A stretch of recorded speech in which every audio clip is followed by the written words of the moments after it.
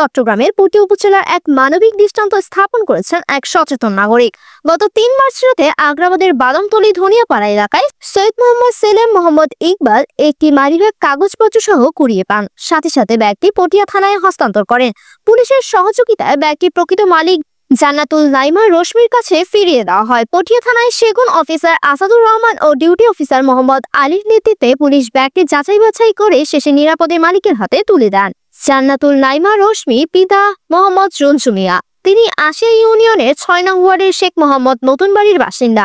এমন মানবিক কাজের জন্য সংশ্লিষ্টদের ধন্যবাদ জানান এলাকাবাসী।